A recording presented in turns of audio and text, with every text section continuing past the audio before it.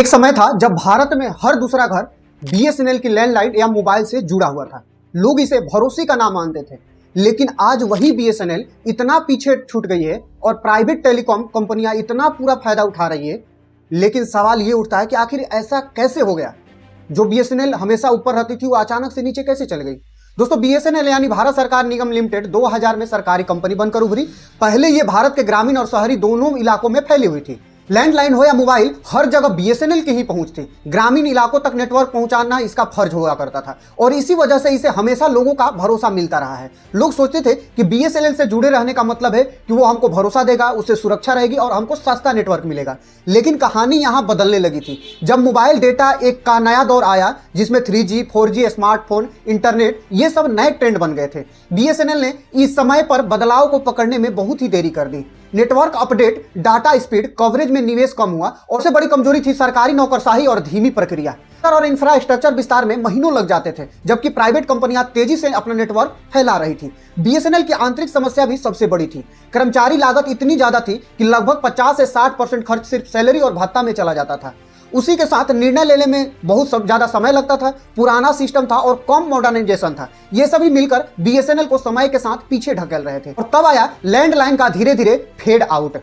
2006-07 में बीएसएनएल के लगभग 33.7 मिलियन लैंडलाइन सब्सक्राइबर थे। वही 2014-15 में ये घटकर मात्र 16 मिलियन रह गए। लेकिन ग्रामीण इलाकों में नेटवर्क फैलाना बंद नहीं हुआ। इसका मतलब यह हुआ कि हर ग्रामीण लाइन पर भारी घाटा हो रहा था। एक डाटा के अनुसार यह बताया गया कि ग्रामीण लाइन पर बीएसएनएल का खर्च लगभग 702 रुपए प्रति लाइन था, जबकि राजस्व मात्र 78 रुपए था। यानी हर लाइन पर भारी नुकसान हो रहा था। इसी बीच प्राइवेट कंपनियां जैसे रिलायंस, एयरटेल, वोडाफोन और आइडिया और जियो ने तेजी से कदम बढ़ाना शुरू किए। उन्होंने 4G, डेटा इंटरनेट और ब्रॉडबैंड सर्विस शुरू की। ग्राहक अब सिर्फ कॉल के लिए नहीं, तेज इंटरनेट और सस्ते प्लान के लिए ऑप्शन देख रहे थे। जो बीएसएनएल की डाटा स्पीड बहुत ही कम थी और नेटवर्क बहुत धीमा था, वह तुरंत प्राइवेट कंपनी की ओर चले गए।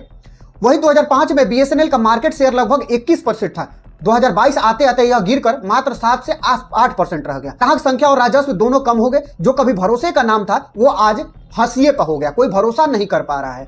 बीएसएनएल के डाउनफॉल में सरकार और मैनेजमेंट दोनों का बहुत बड़ा रोल रहा है। सरकारी ओनरशिप होने की वजह से सोशल ऑब्लिगेशन हमेशा प्रायोरिटी थी, यानी घाटे के बाद भी ग्रामीण इलाकों तक नेटवर्क पहुंचाना जरूरी था। दूसरी ओर निर्णय लेने में स्लो अप्रूवल और ब्यूरोक्रेसी ने मॉडर्नाइजेशन को रोक दिया था। प्राइवेट प्लेयर ने इस कमजोरी का बहुत अच्छे से फायदा उठाया, जिसमें रिलायंस और एयरटेल ने एग्रेसिव मार्केटिंग और चीप डाटा प्लान और फास्ट नेटवर्क ऑपरेशन को शुरू किया।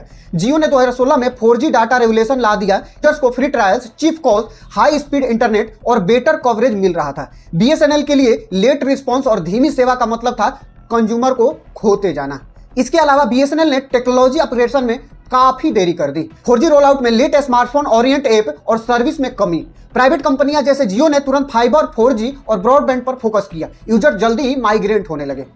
बीएसएनएल की फाइनेंशियल हेल्थ लगातार कमजोर होती गई। लगातार losses, high employ cost, rural obligation और मॉडर्न नेटवर्क में कम निवेश हो गया। यह लेथल कॉम्बिनेशन बन गया। कई सालों तक नेट लूज और डेप्ट बढ़ता रहा। लेकिन बीएसएनएल ने पूरी तरह हार नहीं मानी। आज यह fiber to home, FTTH connection और ब्रॉडबैंड और फिक्स्ड लाइन इंफ्रास्ट्रक्चर जैसे चीजों से रेवेन्यू जनरेट करने की कोशिश कर रहे हैं। सरकार ने रिकैपिटलाइजेशन की मदद भी की है, फिर भी चैलेंज बहुत बड़ा है। क्या ग्राहक विश्वास कर पाएंगे? स्ट्रक्चर अपग्रेड करना और इनफिशिएंट मैनेजमेंट लाना अभी भी बाकी है। अगर बीएसएनएल ने समय रहते एग्रेसिव मॉडर्नाइजेशन और कस्टमर सेंट्रिक अप्रोच नहीं अपनाई तो मार्केट में फिर से कम्पिटिट करना बहुत मुश्किल हो जाएगा। तो यह वीडियो सिर्फ बीएसएनएल की गिरावट की नहीं है, यह समय के साथ तालमेल न बनाने की कीमत और यह किसी भी प्राइवेट कंपनियों ने मौके का फायदा कैसे उठाया जाए इसको बताया है। बीएसएनएल ने देश को पहली बार टेलीकॉम का अनुभव दिया था, लेकिन अब इसे तेज निर्णय, मॉडर्न टेक्नोलॉजी और कस्टमर फोकस्ड स्ट्रेटेजी अपनाकर फिर से खड़ा करना होगा।